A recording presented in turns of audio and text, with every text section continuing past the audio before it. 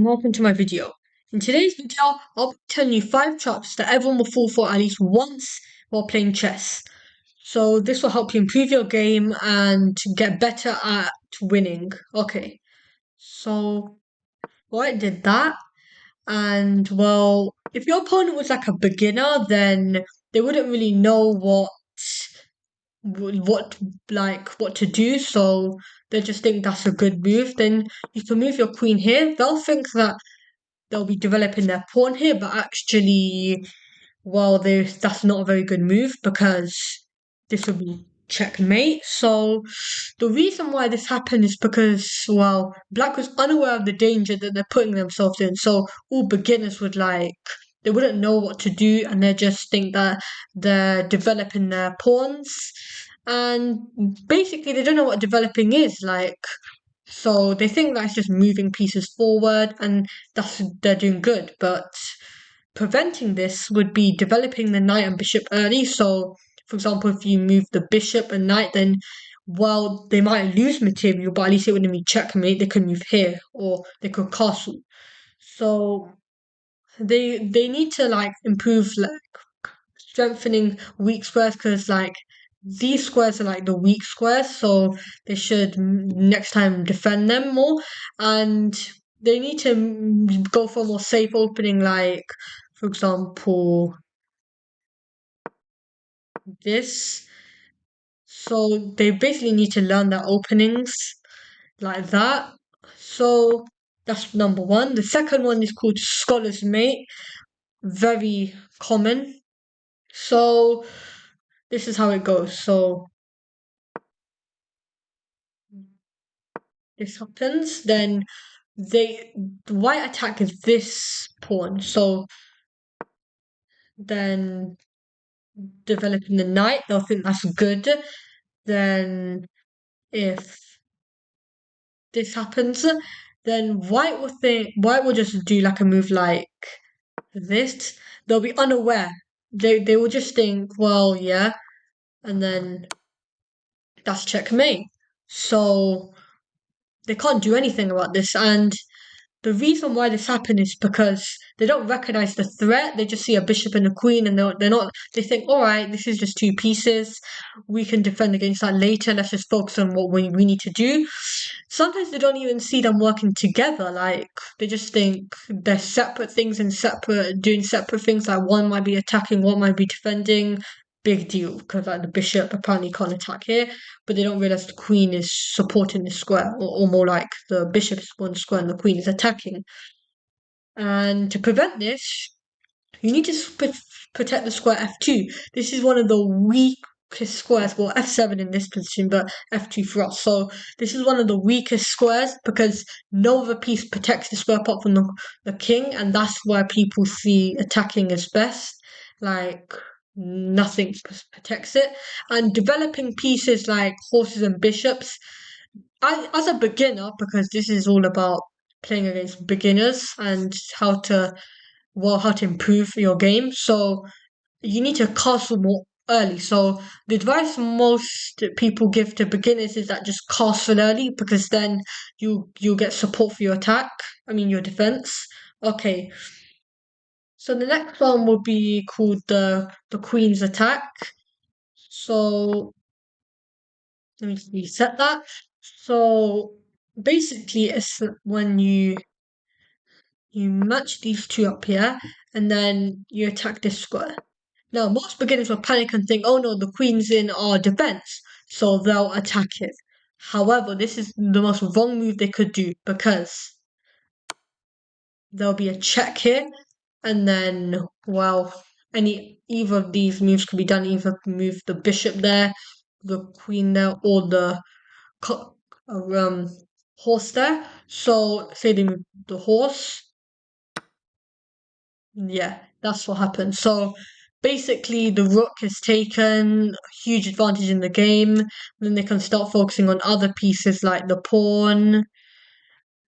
It's basically just like almost a guaranteed win unless black do something really special and win. So preventing this, beginners, well, why this happened actually is because beginners just panic and see the queen threatening, and then they really need to just want it to go away. They don't understand the point of the attack, why they're moving there, but they just fall for the bait and get well, these are a big advantage. And instead, you could just develop the horse in this position. So let's go back to that position. Instead, in this position, instead of moving the pawn forward and getting, well, the queen's attack happening to them, they could move here. Because then, yes, they might lose a pawn, but that's better than losing a rook.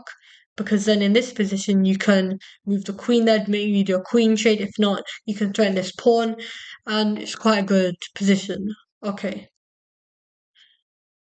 so the next one we're gonna be discussing is forking. This improves your game a lot, and it's not as common, but most people do use it against people less than an elo of 1000. So this happens, then this is quite a natural position in the game, and a retaliation would be either here or here. So, for example, if they do it like, I don't know, here, then and then you see this position like this square getting backed up, so like moving this here. So you in this position, like some people might defend the horse here because they'll think, okay, we need to develop these pieces, we need to support this pawn because they might attack it with another piece. But what they don't see is this: the queen's being the sorry king's being trapped. So the only possible move they could do is this because horses you can't block against, you just have to move it. Now you have the rook. It's not like it's not free. It's not like it's not free. It's free. So well, that's a huge advantage in the game. And in this position, there's so many other attacks White could do. So to prevent this, so White happened is because lack of recognition of the attack. They probably don't understand what forking is, and they just they must have an elo below 500. They're only focused on their own plan. They're not focused on what's going on the other side of the board. They don't protect the key squares again where the only the king is defending. And yeah, protecting the pieces near the king and queen, like these squares, because you last thing you want to be doing is sacrificing your queen to keep the game on. So like if I move the bishop here, for example, then that would be the case, and you really don't want that to happen. Costs early on. That's what most beginners should do if they're not used to playing chess at a higher level.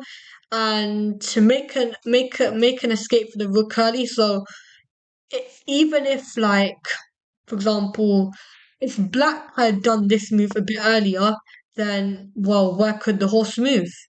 Then you could have the horse. Well, not ideal for the position in the game, but at least you have a piece. Like, you'd only be 2 points ahead because a rook's worth 5 points and a horse is worth 3 points. So it's not a terrible loss compared to 6 points up.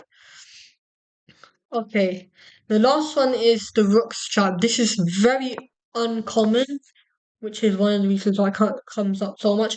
So the point of this attack is to attack this square.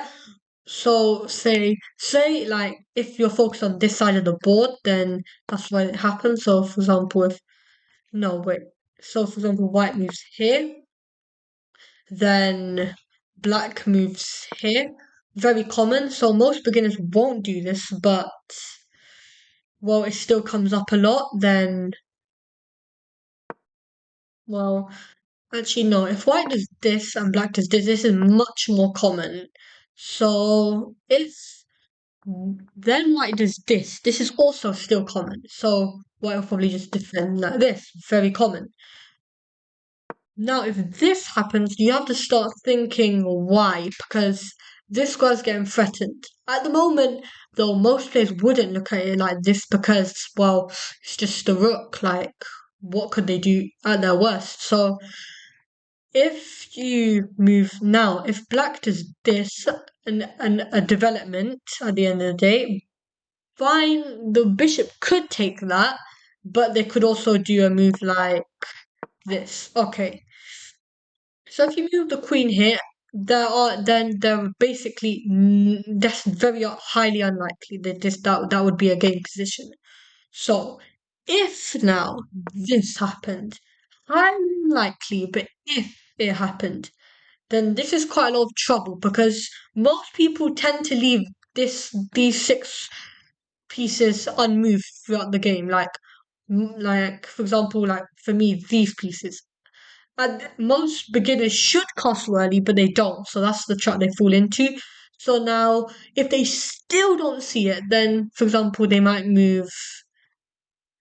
I don't know here because they might be used to the fact that you shouldn't move here because of the trap. But actually, it wouldn't work like that. So now, if the bishop took it here, then the rook can't move. So basically, the rook is trapped, and that is a very good position for white because then this would happen. So, say, I don't know what they could do in this position. They could move here, then white would take this pawn, and then basically it's game over for black because a lot of material will be compromised here. So instead of just taking like I don't know the horse, the free black what so